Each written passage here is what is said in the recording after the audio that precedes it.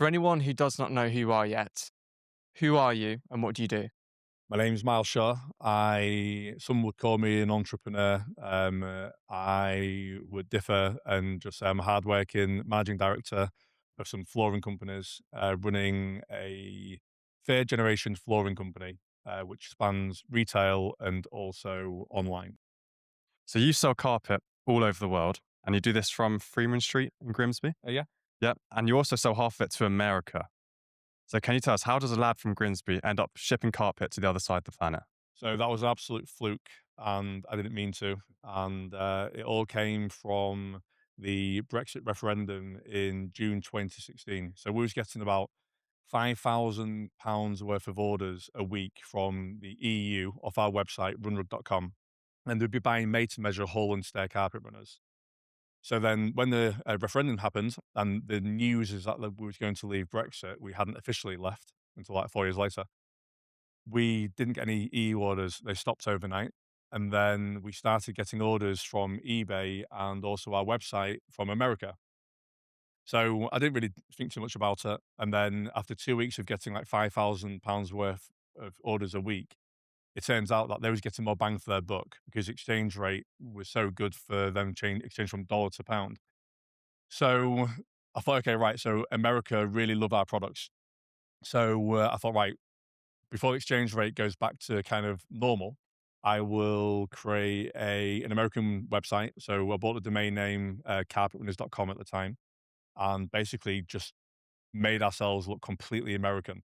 So we had an American phone number, an American address. We had all the language was American. We made it seem like we was an American company.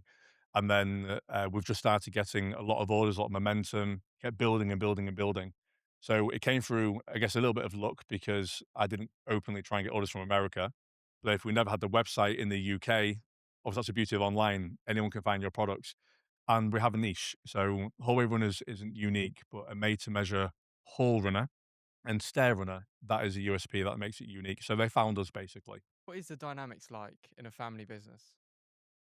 Well, there's 4 brothers on there that you can see. Yeah. That's an old photo because the one on the left, I actually had to make redundant, in COVID, and that sounds really awful, and I can't tell you the story as to why, but, it was the right decision, and ultimately, working for family is really difficult. I'd say the most testing relationship has been between me and my dad.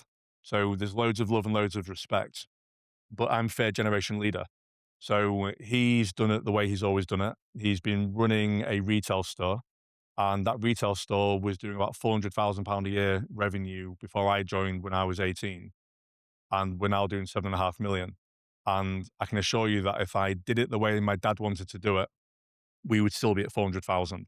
So I've had to really break away. So for the past 15 years, I've really tried my best to keep him out of the company in a nice, respectful way. It's really difficult because you've got a father, obviously it's his business, it's his baby. So I've had to obviously win his trust with his baby. And with what I've done with the online side, that's obviously helped an awful lot. Now we're one company trading as all these businesses. But yeah, the business has grown 20-fold. And I that wouldn't be possible in all fairness if my dad didn't. It's okay me saying I tried to keep my dad out, but my dad's also trusted me enough with his baby and had that freedom, creative freedom to kind of push on as well. So that's been quite difficult. And also working with brothers now, the other two that you see, Andre and Harvey, they take me for who I am. And as much as I allow the staff to be who they are, it's important. I also need everyone to take me for who I am too. And for my brother Ben on the left, and I do love him to bits, I'll always support him, but we're probably quite alike. It just didn't work in the dynamics of the family business. And therefore, it isn't right that he should be in it. It's not right for me to be constantly going through certain behaviors and certain situations. And it also wasn't fair for him to also feel a certain way as well. So it's all fine and we're all good and we talk quite regularly. But yeah, it's difficult. Tell us, what was like 15 or 16-year-old Miles like at school? Well, I'll go back to a 14-year-old Miles, Okay. fairly naughty in terms of being at home, not necessarily at school. I was more bothered at school about being cool, good looking, having the girls fancy me. I really had a poor attitude. And I almost thought that everything will work out well because I backed myself. I believed that I had a really good mind. I can achieve anything I want. But yeah, I didn't knuckle down. And then in year 9, I wanted to become an astronaut because I had a careers day, and she asked me what I wanted to be. I didn't know. She said, "What do you like?" I was like, "I like space." And she went, "Well, how about being an astronaut then?" I was like, "Perfect." So I knew what I had to achieve to go and do A levels. So I went to year 10 and I thought I'd be able to just kind of go through and become this astronaut. And then what happened is my attitude was terrible. So at the end of year 10, I had the worst parents' evening that I'd ever had. And not only was my teachers disappointed and my parents, but for the first time ever, I was really disappointed. I knew I really had to knuckle down. So year 11 was the start of me being who I am today, which was distancing myself from the friends that I knew that were not really helping me. They was my cool friends that I had. But if you do what you've always done, you'll get what you've always got. So I knew I had to change something. So I just basically kept myself to myself in year 11, really knuckled down, caught up a lot of traction from what I lost, and then got the grade so I could do A levels at maths, chemistry, and physics at A level. When did you realize that you had the potential to become an entrepreneur? Were you starting businesses from a young age? No, I was called Mr. Fix It when I was a young kid because I would always fix things, and I would always, when my dad got a new car, I would just read every single brochure, the manual from start to finish. I had an incredible attitude always to learn. When my dad would fit CCTV, I'd be up in the loft. I'd be all areas. For Christmas, when I was about 13, I asked for a toolbox. So I didn't want, I never wanted clothes or money. I never played football as a kid, which I never understood because all my brothers did do. I love Lego. I love building things. I could just follow instructions really easily. I loved space, and whilst we all could get a magazine every single week or every month, and my brothers would get the Match and or the Beano, and I got something called the X Factor, which was all about aliens and conspiracy theories. And I remember watching The Truman Show when I was about the similar age. And I also, my favorite film was Matilda. So I believed I had these powers. I believed I could turn a light bulb off if I really wanted to. I believed I could walk through walls. I knew I couldn't, but I believed so much that I could. So clearly, as a kid, like I had a lot going on. And when I will say I was naughty when I was at home, I can remember being locked in my room for hours and hours and hours because my mum would have to separate me from my brothers. So I'd go from one to the other, and I would just annoy them. So I'd be in my room, and I guess when I'm in a room, I was there was a lot of thinking. I was very remorseful, and there was a lot of lessons that I learned really about me. So being entrepreneurial, no, I don't think I was entrepreneurial then. But then when it came was when I was 23 years old, when I had my first child, and I needed to find an extra £100 a week to make ends meet. And I was already overworked, underpaid. I certainly felt that way. Working for a family business is quite difficult. So I was working 6 days a week, 8 till 6. And basically, I had a need to earn £100 a week. So I started selling SIM cards on eBay, making 5p a time. I was a busy fool. I started selling car performance chips, making a pound a time. I was selling 350 a week. That was going quite well. And then basically I got kicked off eBay because the feedback was terrible. I don't think it was a con, but I wouldn't have trusted this chip in my car if I want the truth. But it was short lived and I had to go legit. So I found a way of building an online business, and that leads to the runrug.com today. So that was when I got entrepreneurial in my eyes, is when I was 23 years old. I want to go back through each side Yeah. hustle. We'll Yeah. start from the first one to the last one. Now, what was your very, very first side hustle? It was selling old mobile phones and old computer games on eBay. That would be my first one. Didn't make any money on that, of course. That wasn't a business. I was just to kind of do what I was doing. Yeah. My first official side hustle was selling SIM cards on eBay for £1 per SIM card, making 5p profit. How did that come about? Like, why SIM cards? Well, because I had to find a way of making £100 a week. So I bought a book and it was what to sell on eBay. And I thought it would give me a list and I would just pick what I wanted. But it wasn't that at all. It was about the mindset. Opportunities are everywhere. You have to open your eyes. Luckily, I was a very, very, and I am a very observant person. So when everyone's quiet, I'm watching. So I'm like, okay, fine. So I need to start looking, what can I possibly sell? And then I was like, well, what do people need? They need SIM cards. And back in the day, there was like £5 really a SIM card. So I was selling them for £1. I can remember buying, I think, 3,000 SIM cards for £70 in bulk on eBay. And what would kill me is that one person would say I'd not received it because it's through Royal Mail, it wasn't tracked. I'd have to send another SIM card out, and that would wipe out all of my sales of 20 sales. So I realized that that was not how I was going to make £100 a week. How quickly did you realize that? Probably I'd say within 3 or 4 weeks. And I used something Okay. called eBay Turbo Lister. So failing fast and moving on as quickly as I possible. should have failed quicker. Okay. I mean, I thought, so I should have failed a lot quicker than 4 weeks. But yeah, it was, I used something called Turbo Lister. And bearing in mind, remember, I still had a job. So this wasn't, It's I didn't, extra. it wasn't about earning the money. But interestingly, though, as you'll find out soon, I learned how to use something called eBay Turbo Lister. And I had hundreds, if not thousands, of listings ending every single minute and starting every minute. And I was manipulating eBay, which you can't really do now. But 15 years, 16 years ago, yeah, I'd say I manipulated eBay and I had an awful lot, which leads me nicely into the second side hustle. And you sold car performance chips. Now, what Yeah. even is a car performance chip? So I was a bit of a boy racer, had my car at 17, and I wanted my car to go faster. So I did all the things like change the exhaust and the K&N filter. And then there was something for £3.49 where you could buy a chip, which would go into the ECU, which tells the car how much fuel to basically put in. And it's a resistor and it kind of tricks it. So I bought it and I had a brand new car because I got some compensation for an injury I had in my hand. And I thought, there's no way that I'm going to put a small little 2p resistor into my car. So I just threw it to one side. I got the positive feedback. They got feedback. I moved on. Then when I was thinking about my side hustle, I thought, hang on a minute. I don't want to, there's a lot of boy racers around. And what I want to do is obviously make some money. So how many boy racers are out there that want to actually make the car go faster? And how many people as well are wanting to get feedback? Because back in the day on eBay, maybe even still now, certain privileges would come when you would get 10 positive feedback, for example. So people would buy cheap items. So I got the same complicated instructions and I thought, people, I hope they don't put it in the car. But either way, I basically just want to sell something. So at the time now, looking back, it feels a bit dodgy. At the time, it felt like I was doing what everyone else was doing.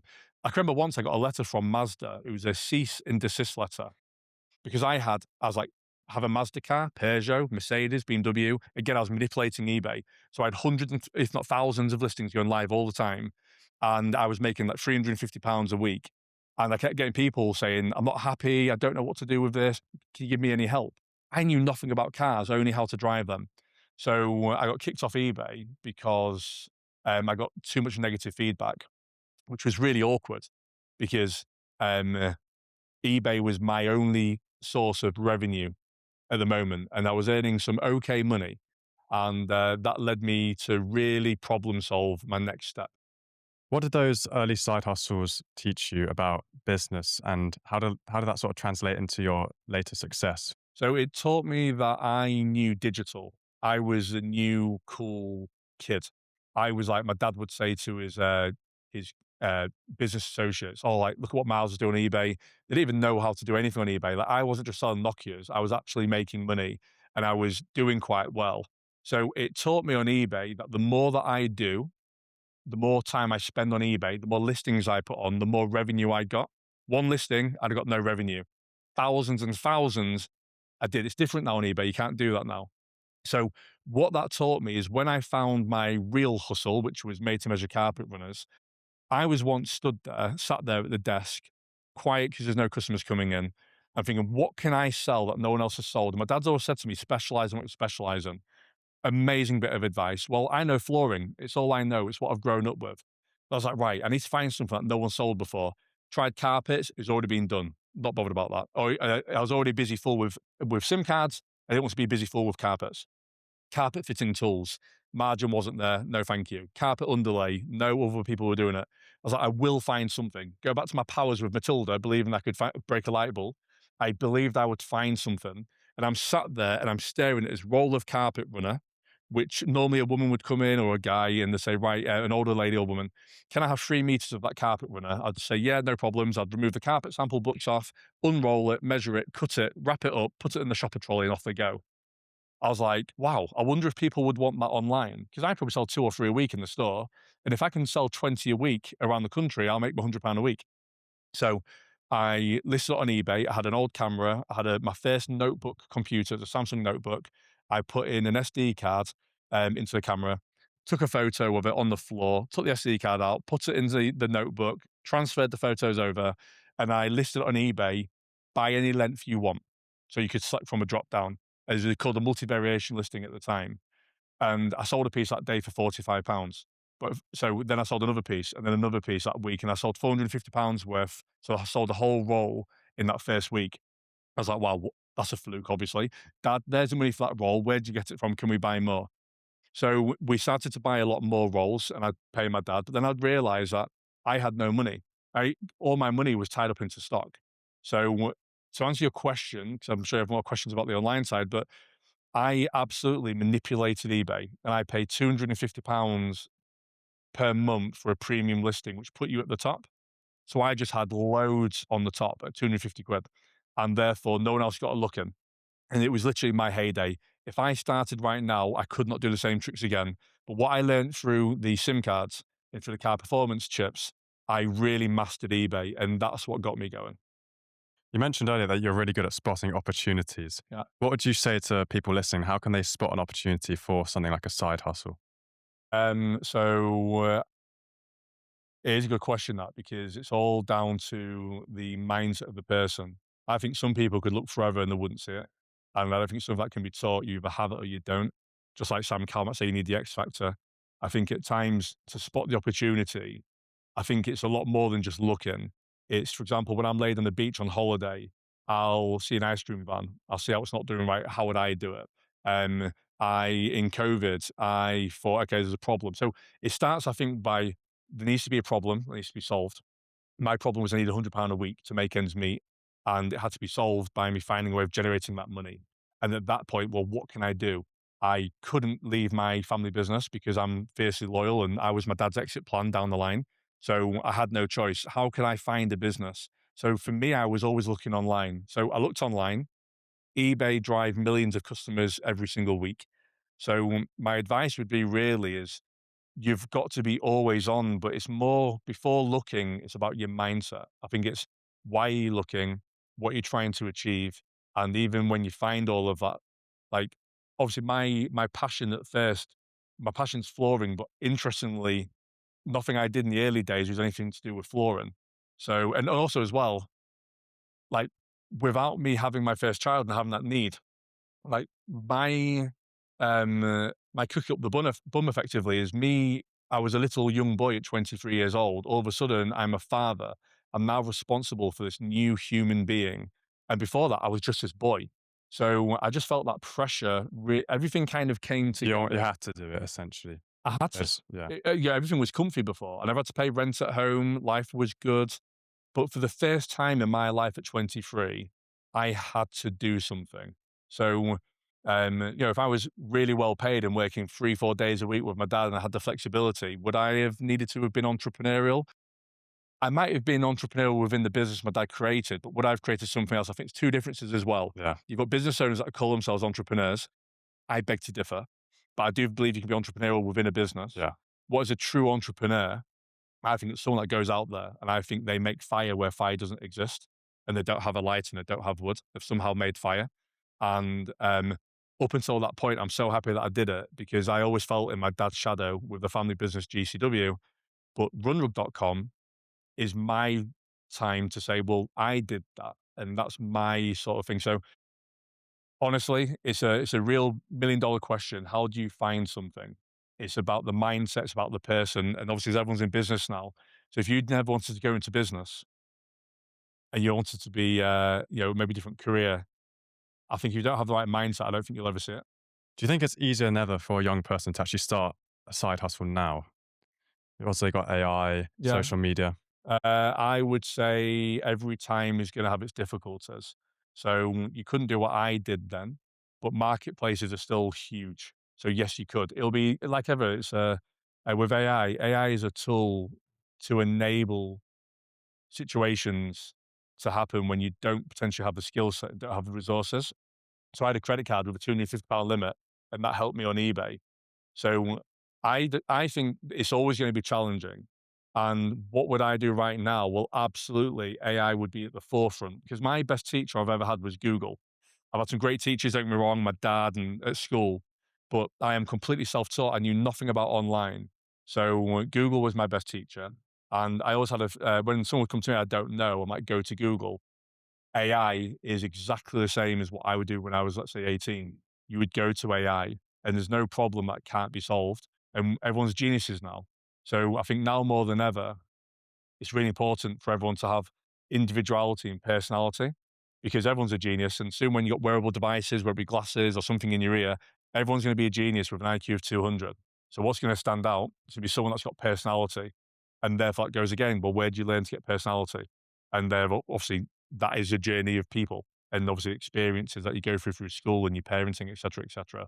So I'd say, yes, it's difficult, but I don't think it's ever been easy. And if it was easy, then everyone right now would have businesses, wouldn't they? Yeah. We're going to open it to the floor. We're going to hear hopefully some side hustles. If it's a side hustle that doesn't exist yet, can you give advice on the cheapest way you would start it this week? Yeah. If it already exists, can you give advice on the one thing you would do to make it fly? Does anyone want to share their side hustle or an idea that they would have for a side hustle that they want to start? Reselling. So what do you resell? Clothes. So reselling clothes. Yeah. Okay. So first thing that comes to mind there is Vinted. Is that where you're selling it? Okay. So back to marketplaces. So eBay at the time was home and garden sector and electronics. Amazon at the time was just electronics, so books, etc. And then I think 2011-ish, it moved into home and garden sector. Vinted has just recently moved outside of obviously clothing. It's now into lots of other products as well. And again, it is the exact marketplace to be on.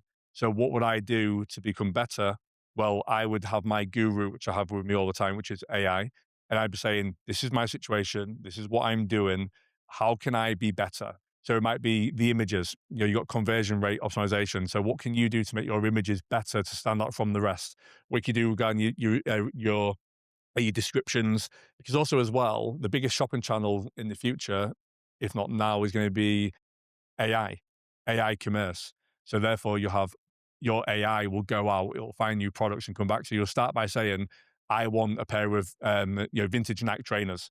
So it'll bring up vintage Nike trainers. Everything will happen within ChatGPT, for example. And then probably, I would imagine it's happening with Shopify now, you'll check out within ChatGPT as well. So it will all happen. You won't actually go onto Vinted, but Vinted will be the basis of where it will go. So for me right now, I would talk all day, every day to ChatGPT. And it's all about, remember, ChatGPT on any AI model, it's a tool. And therefore, it's all about you asking the right question. So ask the right question, think out the box, and AI will give you a unique answer to you. And I think that's how you'll have the advantage, asking the better questions. Any other questions? Yes. What about like an online networking platform? So an online networking platform. So again, they already exist. And things are going to change from spring of next year with this ban with under 16-year-olds. So it's a couple of things really. I think from speaking from your point of view with your age, it would have to be obviously tailored to what's coming up, and understanding the concerns and the reasons why social media is perceived to be quite bad at the moment and trying to remove those issues. So again, what I said before, there's a problem that needs to be solved. So that's actually a really good one where you can build something that is answering all the problems that are there today, but also within your peers, being that social media obviously is big for all generations. It's building something for that generation. And I almost feel like now with social media, I use a lot of Facebook and Instagram because of my age. I don't use Twitter or X. I don't really use TikTok, but my generation are, fastly moving over to it. I don't use Snapchat at all. None of this should be a surprise to you, but you will all use Snapchat and very few of you will use Facebook and fewer will maybe have Instagram. So I think from your point of view, it's a really, really good thing if it's tailored to the specific needs of, I think, what is needed. Because there's some really good things about social media and there's things that aren't great. I had a chat the other day, actually. Why can't there be work done on the algorithm where anyone over 16, there's a certain algorithm, anyone under 16, there's another algorithm? Just like ChatGPT, it's different things where you've got the pro license or not. So, I think it's a great time to to work on something like that because it's a problem in the world that needs solving. You were great at the online Yeah. era. Like, how is that? Obviously, you're chasing these opportunities, but how are you approaching AI in your business? So 4 years ago, I can remember speaking to my co-director, who's a brother from another mother, family friend of 18 years, who's now a co-director. I remember saying to him, because he's my apprentice on the AI side, and the apprentice becomes a master. Sorry, on the ecom side, sorry. And I was like, Paul, you really need to start looking into AI. And at the time, it was just like me just reading an article and kind of passing it over. 3 years ago, we started using AI, and we first started having fun. You was obviously chatting to it, and you was making hallucinations. It was early days. So 3 years on now, we are, I'm going to say we're pioneers as a small business using AI, but we're 3 years of using it daily and learning about it, reading articles about it, and all of it's compounded. So where other businesses are using it for social media posts or trying to create an image, we've got agents created. We've got third-party software that we're using. We've gone from 74 people with a revenue of 7.1 million 2 years ago to now 7.5 million, employing 34 people. So how have we done that? Well, new ways of working. AI is a fantastic tool, does a lot of the heavy lifting. As much as I enjoy employing people, in this day and age, to be in business, you've got to really keep a very lean overhead. And how do we have, we need to have a real pack a bigger punch compared to our competition. They can absolutely swamp us with their big budgets that they've got. And we're competing with, Amazon, eBay, Dunelm, Wayfair, B&Q, Homebase, so the lot of them. So from our point of view, we need to really leverage AI and lean into it hard. So I used to have a PA. I now have AI going through all my emails. I send them myself. I compose them myself. I always want to remain me, but I do have them read through them and sort through them for me. So it's easier for me to sort. Saves me time. I used to have a note taker for our meetings. I use a device called Claude, which it will listen to all of the meetings, and it will transcribe it straight away, and I'll have actionable notes. So our board meetings that are 5 hours, literally within 5 minutes, we'll have all the notes for them. And we've now got AI woven into every part of the business where it can. But also as well, remember, like it starts with a human being. AI comes into it and it ends with a human being. So AI is just a tool, just like e-com was. So in 2010, I brought the digital age to our business, which is an archaic flooring industry. I brought e-com, I brought digital in terms of social media. And now the next generation, which is Paul, he's brought AI into the business. And my nephew, who's now 22, has been with us for 3 years. So we've got the fourth generation in the business now. And I don't believe it would be possible for us to be where we are and where we're going to go if it wasn't for AI. It is the greatest time to be alive. It is amazing. It's incredible. And I can't wait to see where we are. And it'll all be down to, yes, hard work, but AI is phenomenal. And I think all businesses of all sizes should all be using it. How does a young person get better at using AI, and what should they be using AI for? So they should be inquisitive, curious, and I believe they should be using it personally first. I think have fun with it, explore with it, make a joke, whether it be a school photo and it's internal, you're not causing any harm to anyone, whether it be you're researching how to get a better flow with your exams. Don't try and run a business. Don't use AI to run a business, accept that AI is a tool. It's something that's going to be woven into everything in the future. And I would say just be curious and just have fun. And I think the best thing for me personally, like rather than getting involved in the likes of Gemini or Claude, I think ChatGPT is the perfect place to start by just having a conversation. It could even be my daughters do it. Whether they've got an issue with friends, rather than going to the parents now and maybe embracing an uncomfy conversation, they can now chat and it can reason obviously with them. And I think it's just a brilliant friend to have, especially with ChatGPT voice now. We joke about having a Jarvis within our business. So we've built an intelligence hub where we've got about 130 data points all pointing towards it. And my vision is to walk around the office and be around, and we've got our own Siri. We've got our own Jarvis, and we'll name it whatever we name it and make it almost an avatar. So now with ChatGPT voice, you can actually have conversations, awkward, embarrassing conversations perhaps. So I think start with your day-to-day life and then have fun with it. And then just do what we did 3 years ago, was having fun. And now it's really compounding into the business. But if we try to use it for saving the business 3 years ago, I personally think that you're going to learn the best when it's a bit of a passion and you're having a bit of fun. Any last piece of advice for a young person sitting on an idea? Yeah, always believe in yourself, because it's going to be a very, very hard, difficult road. And there's going to be a lot of people that disbelieve in you. And you at times will disbelieve in yourself as well. Because if I'm a success because of all the mistakes I've made, all the failures that I've had, and I've still carried on and I've still believed that I can achieve what I want to achieve. And if I listen to the naysayers and if I listen to my failures along the way, I'd have packed up a long time ago. And there was an image that I saw when I was younger, and you might see it in the future. And it was two guys mining for diamonds. And one was right close to breaking through to get the diamonds, and the other was about a meter away. The guy that was a centimeter away, he turned around, he gave up, and he went home. The guy that was 2 meters away kept going and going and going, and he got the diamonds. And the message there is, the guy was so close to success, he just never knew it, because all he kept seeing is a wall.